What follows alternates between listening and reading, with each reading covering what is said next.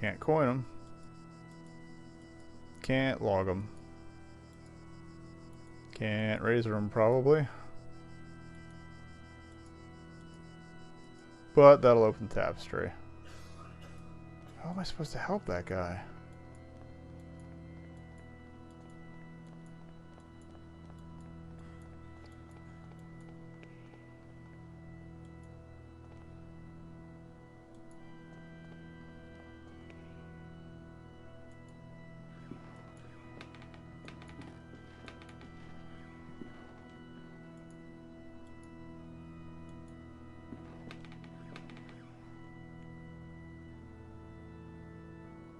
Oh, I wouldn't be able to cut this so thick tapestry using just the razor. Well, I'm still in the Irish accent. My hands wouldn't have enough strength. But if we jam this in this, using the wooden stub as a handle, I can use this to cut.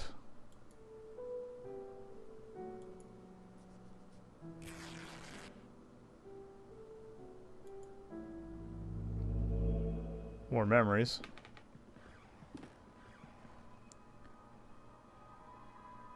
And finally, our expert on philosophy, Jeremiah Devitt, shows up. Where were you, my friend? We've been looking for you.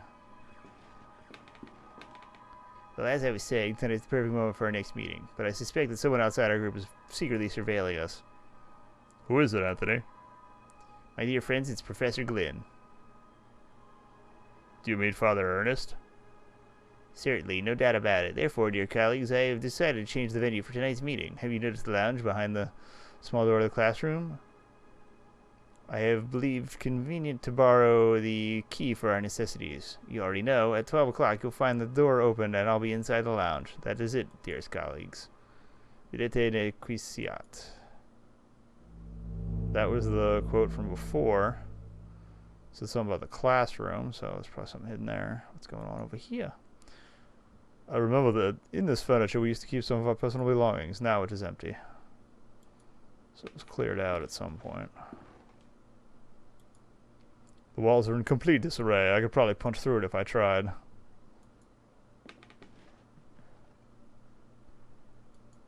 Still disarray. Going on over here. Beds? No. Wait. Bunk beds.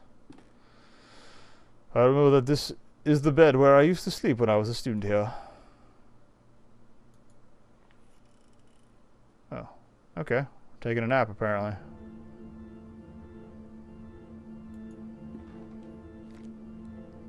Mr. Rabbit was jumping through the fires in a warm spring afternoon. Okay.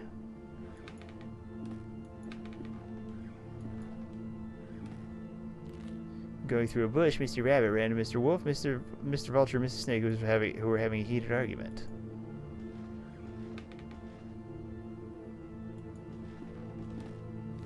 Mr. Rabbit, curious, asked them, "Dearest, why are you arguing this beautiful and cheerful spring afternoon?"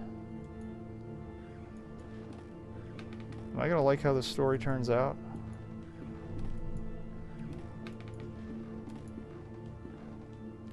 Mr. Wolf answered politely, "What we are trying to decide here is who of us will have the pleasure to eat you up." That's not good. Not for him, anyway. Mr. Rabbit, really scared, said, "But I do not want to be eaten. I want to live."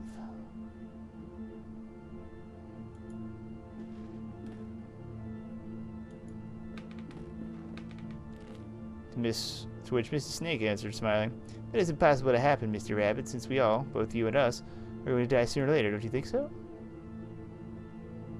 Okay, creepy enough. Also, blood on the stairs. That's what that looked like. Alright, what we got here? Mr. Vulture added, "Mrs. Snake is right. We should stick to the issue at hand. It is getting late, and as you see, we do not agree. Do you want to help us with this decide, Mr. Rabbit?" Oh, anyway, who would you suggest as the one to eat you? After thinking about it for a while, Mr. Rabbit came up with an idea and carefully said, "I get it. Why not to organize a race? The first who arrives to the forest clearing will have the privilege to eat me. No doubt Mr. Wolf can run at high speed, but Mr. Vulture can go flying and avoid any obstacle. I'm sure that Mr. Snake knows all the shortcuts within the forest. What do you think?" "There are definitely dark figures in the windows."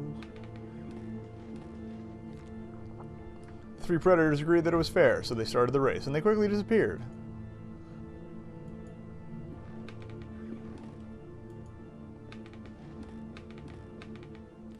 Mr. Rabbit, happy to trick them, started running at high speed in the opposite direction of the predators, who, eager to prove their worth, didn't realize the trick. Predators are dumb.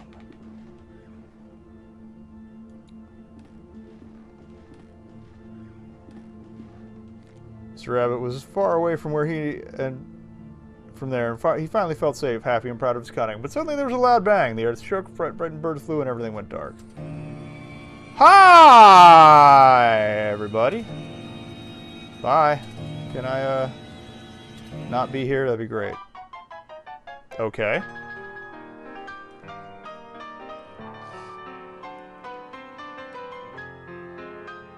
There's something I kept to myself for a long time. The thing is that I love you. I've always loved you. Since the first time I saw you. Since the first time I felt your frozen hands. Oh, this is go places that... Not cool. Oh, this is the groundskeeper. Each time I move away from you, I miss your glassy, empty, dead eyes. I miss your rough hair, your grayish skin, your stench. But our love just cannot be. This is an impossible love. After this chapter, I'm going to take a break. I don't think there's too much left. No, not again. How long have I been sleeping? What was that all about? In the nightmare I found a place in my memories. Dusty mirror. Alright.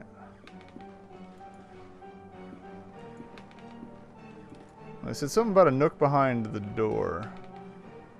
See if I could go take care of morphine guy, because I'm worried about him.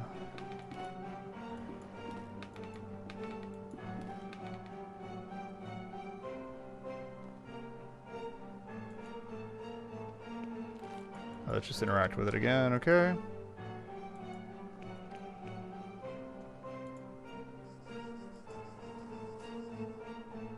Can I take my coat? No.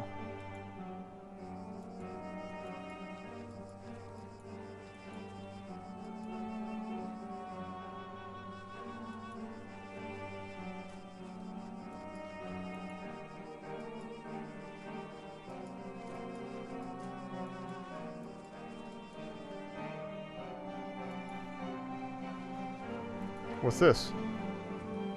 Nuns having walking stick. These no doubt belong to the nun I spoke to by the window, but where did she go? Oh! She went for a swim and is probably not coming back. Well.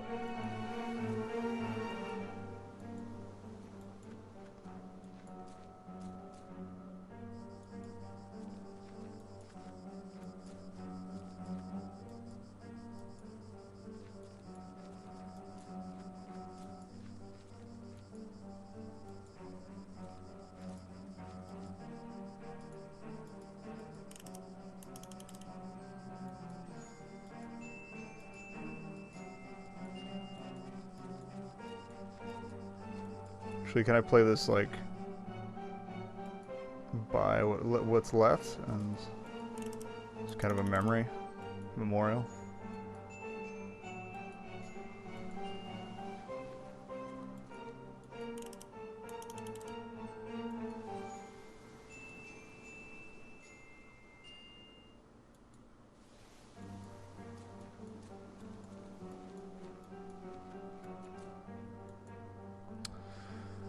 Okay, well, that's not doing anything good for me.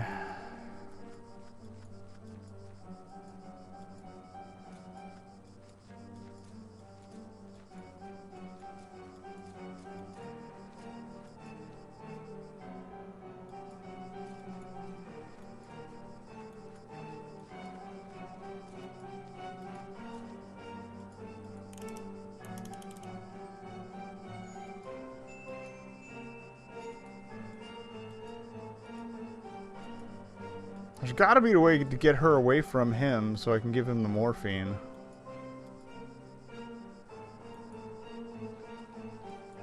Can't leave. Okay, that was just the mailbox. Cool, cool.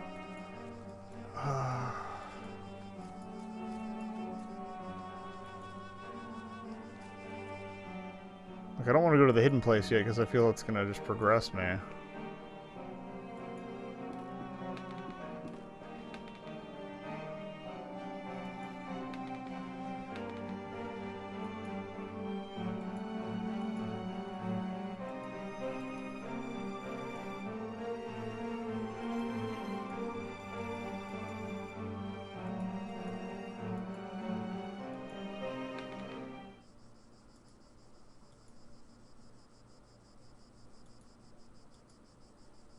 Nope, that was the shiny thing I got earlier. There's also been no real talk of what the source of the coin was, like if somebody lost one.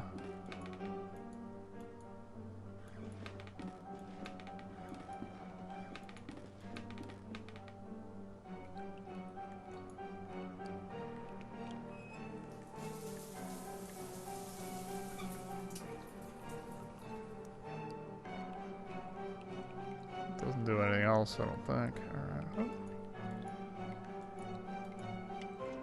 Towels are useless. Showers are rusty.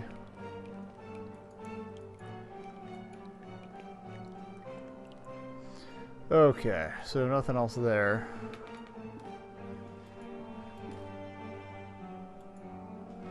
Take one more spin through here to make sure I didn't miss anything.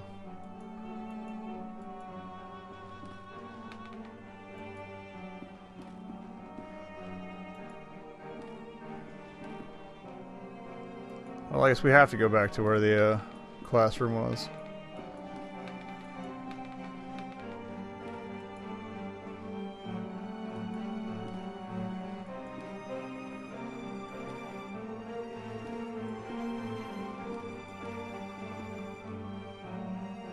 Unless there's a patient interaction that unlocked along the way.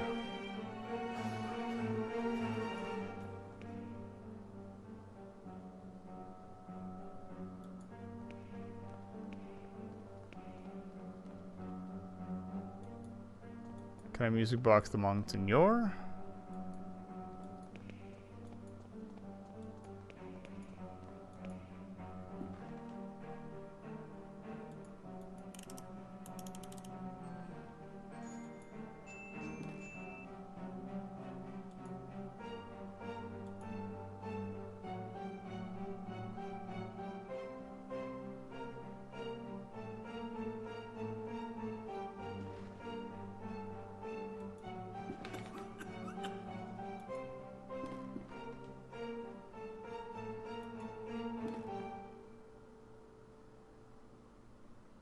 You heard nothing?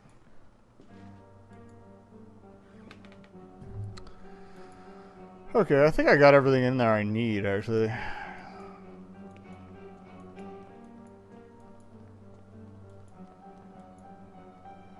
least for now. Let's get back to the classroom.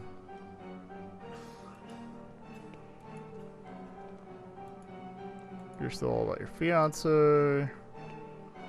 That's still a magazine. You're still asleep.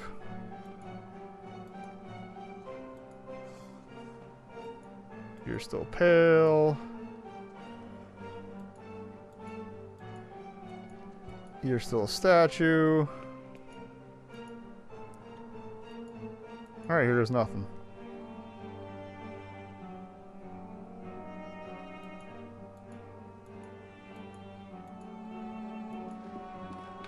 What was this? That's the note. Okay.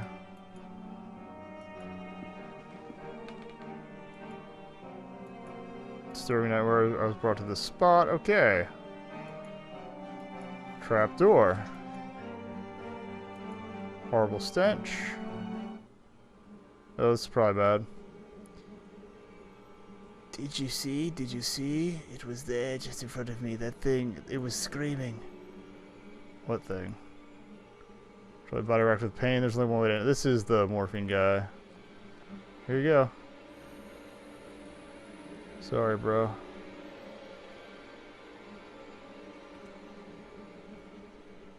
Rest in peace.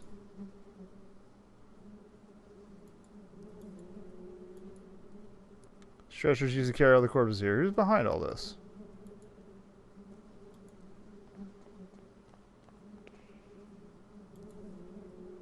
Must have been dead at least a week, still bearing an expression of horror. Lovely. I'm getting flashbacks to the cat lady.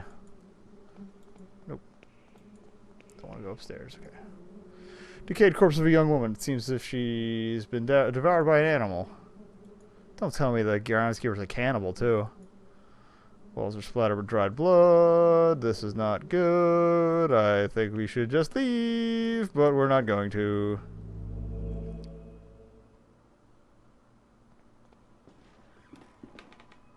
Punctual as always, David. Now that all that remains is to introduce you to our guests. You may come in now, Professor.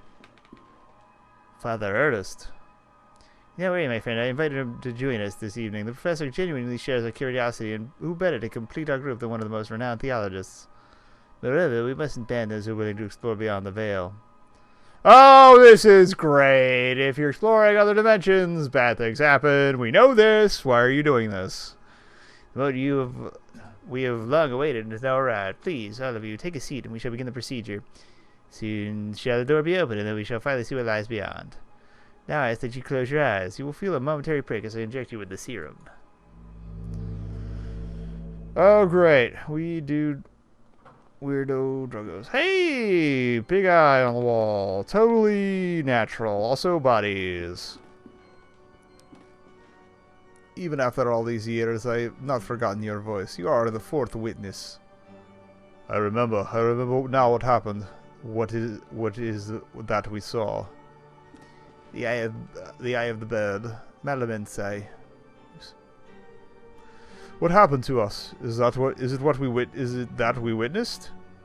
Or what is it that we witnessed? You must tell me. You must make me understand what my mind cannot fathom. It was our curiosity that damned us. We opened that which should not be opened. In doing so, we shortened the veil that separated our world from his. In seeking vision, we were ourselves seen by the eye of the bird. It remembers us. It looks for us. It recalls us from its dark nest. It's from its abominable lair. Great, so we awoke some elder god. Great. All these years I have attempted to return to it, but I have no strength left. These poor wretched creatures are too fragile. They lack the sight to return. Not one of them has, only us, the four witnesses. Who are the other two? Where are they? They disappeared as you did. I haven't heard from any of you, but I was seized by curiosity. It absconded with my faith and deprived me of my sanity. O Lord, please forgive me, for I have sinned. Nothing remains. All that is left is surrender. Surrender to him. Gravely have we sinned, and now our only absolution is to burn. Burn in the flames.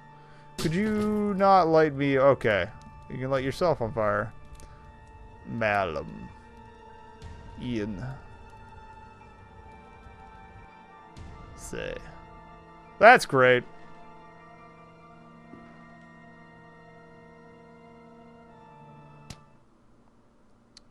Let's go to bugger that old priest. Oh, this is probably bad.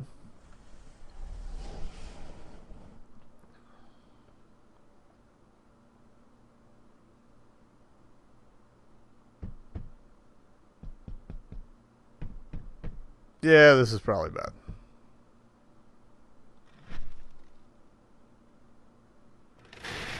I don't know, could I opt not to be in a coffin and being buried alive? That'd be delightful.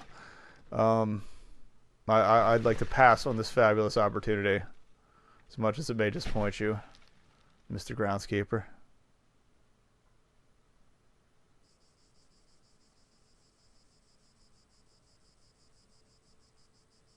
Welp.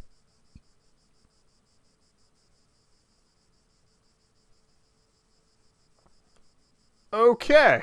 Well, we're going to have a fun adventure in episode 3, where we're trapped in a damn coffin. 450 backers. Okay, it's mostly the same names. Oh, community descriptions. There you go. Oh, pardon me. Alright, so I'm going to take a break here once you watch these credits for this episode. Alright, and we'll jump to episode 3 after break time. So enjoy some highlights, and I will be back shortly.